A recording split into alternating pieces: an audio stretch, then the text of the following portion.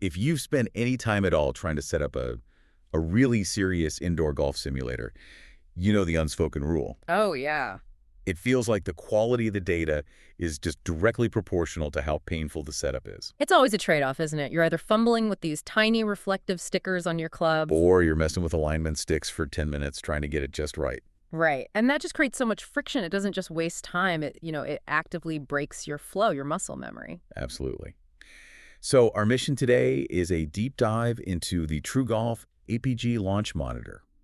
We've really dug into the source material to figure out how this system claims to reset the benchmark for indoor golf. And it seems to boil down to three things they're promising: simplicity, real accuracy, and just raw speed.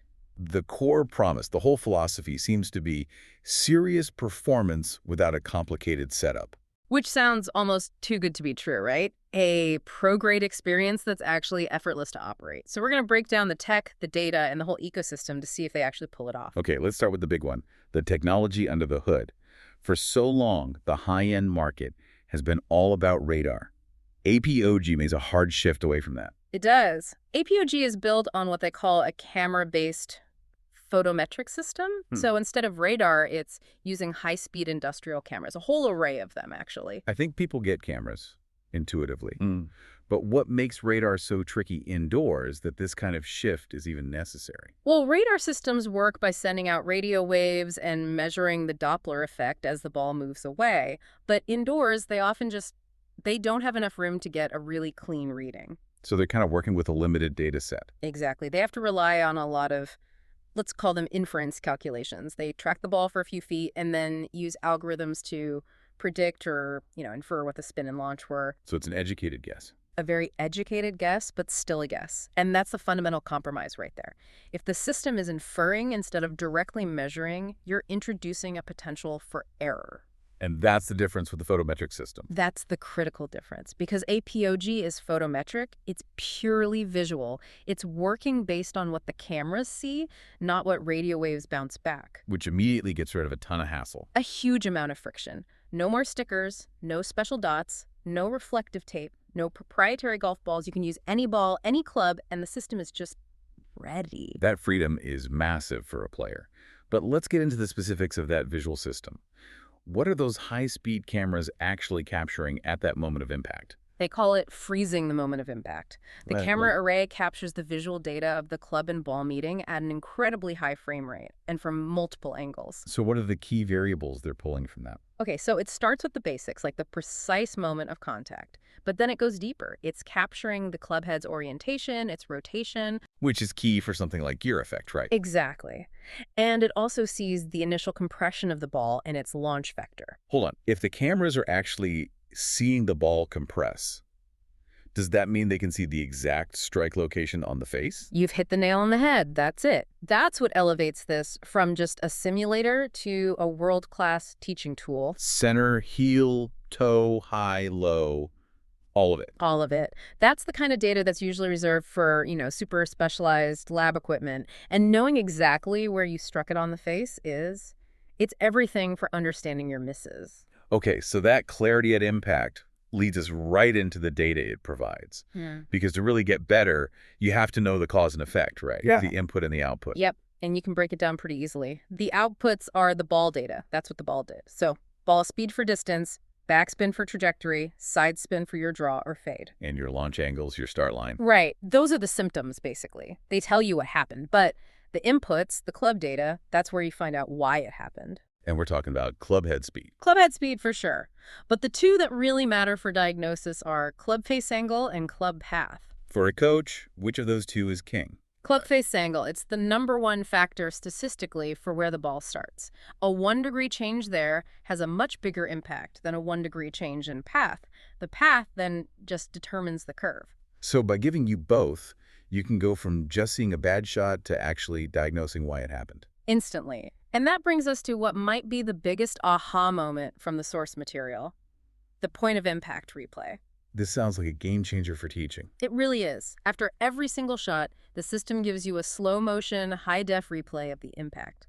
And the key word the sources use is scrubbable. Wait, so you can manually scroll frame by frame through the actual millisecond of contact. That's exactly it. So imagine you hit a shot, it feels great, but the ball hooks like crazy.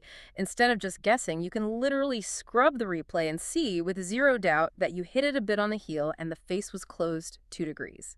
It connects the feel with the real. Is perfectly put. It closes that gap between a player's perception and reality, which is the hardest part of coaching. The coach doesn't have to say, I think you hit that on the toe. The golfer sees the proof.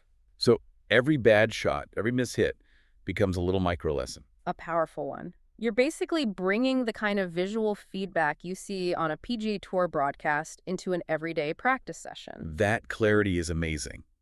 But if I'm playing devil's advocate, processing all that visual data from multiple cameras sounds slow. Yet they claim Apogee is up to 12 times faster than competitors. Yeah, that seems counterintuitive, but it's because the whole system is an integrated ecosystem. It has a powerful onboard processor. So it's not sending the data out to a PC to get crunched. Exactly. The visual data is captured instantly, the computation is handled right there on the device, and that just slashes the latency. You hit the ball, and the result is on the screen almost immediately. And that speed is not just for fun, it's crucial for motor learning, isn't it? Oh, absolutely. If there's a delay, your brain struggles to connect the swing you just made with the result you're seeing. Fast feedback is how you build and cement good habits. It just keeps the rhythm of practice going. Okay, but speed is only great if the setup is simple. We've all been there. You place the ball, you swing, and nothing. You were an inch outside the hitting zone. How does Apogee solve that? They have this really clever, simple solution called the laser launch pad. A laser. Yeah, a laser beam shines down on the mat and it perfectly outlines the hitting zone, the sweet spot for the cameras. And the really clever part. The laser turns off when the ball is in the right spot. It's this instant, nonverbal cue. Laser's on, move the ball, laser's off, you're good to go. That means it's almost foolproof. It basically eliminates user error. For a commercial place, that's massive. It guarantees every shot is read consistently. Speaking of making things foolproof and keeping the flow, let's talk about the voice assistant. Because walking over to a keyboard after every shot feels so dated. It really does. And the voice control is a huge quality of life improvement. You can control the E6 CONNEX software without ever breaking your stance. What kind of commands are we talking about? Anything that would normally interrupt you. Replay shot, move aim left, change club to 7-iron, restart hole. It's all just natural language. So for a coach, they can stay right with their student instead of running back and forth to the computer. That's the real value. Yeah. They can analyze the data and control the sim without ever taking their focus off the player. Okay, so we have speed, simplicity, incredible analysis. But what about the long game? Reliability. All this tech is worthless if it needs constant tweaking. What is the Apogee Intelligent Dashboard? Right, the AID. This is the system's backbone for consistency. A lot of systems need you to recalibrate them, especially if the environment changes, like if the sun comes out or a door opens and changes the ambient light. And the AID handles that automatically. Exactly. It's always running in the background, monitoring the system's performance 100% of the time. It auto-corrects for those little shifts in light or temperature. So it's a true set-it-and-forget-it system. For a commercial facility where uptime is money, that is a critical feature. No downtime for sensor resets or manual adjustments. And what about future-proofing? If you make this kind of investment, you don't want it to be obsolete in 2 years. That onboard processor we talked about is the key there, too. The sources make it clear that the hardware was built with a ton of excess capacity. It's capable of way more than the current software even asks of it. So as the software gets better, the hardware is ready for it. Correct. You'll benefit from future updates and new features without having to buy all new hardware. It protects that investment. Let's wrap up the ecosystem with the software itself. It comes with the E6 CONNEX Practice Package, and importantly, no subscription fee. That's a huge value add. And it's not just some basic driving range, it's a full practice suite. You get the range with data overlays, short game and putting areas, and even training games like the scoring zone. And it tracks your progress. Unlimited player profiles, online data storage, it's all there. For coaching, you can track a student's data over months and show them real, verifiable trends. It turns the simulator into a serious improvement tool.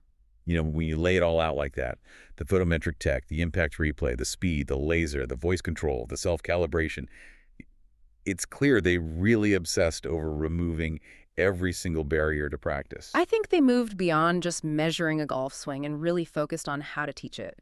That ability to scrub the moment of impact frame by frame, it fundamentally changes the conversation between a coach and a player. It goes from a feeling to a fact. An indisputable fact. Yeah. And bringing that level of visual evidence, which used to be only for tour pros or R&D labs, into every single practice swing, Yeah. well, that's how you accelerate learning. Which really brings up a final provocative thought for everyone listening. It does. I mean, think about it. If every single practice swing you take gives you instant, indisputable visual proof of exactly where and how you struck the ball. The center, the heel, all of it. Anyway, does that level of perfect clarity fundamentally change the maximum speed at which you can learn and improve? Or does the limitation then shift entirely away from the technology and back to just the human ability to actually do it? Something to think about next time you're at the range.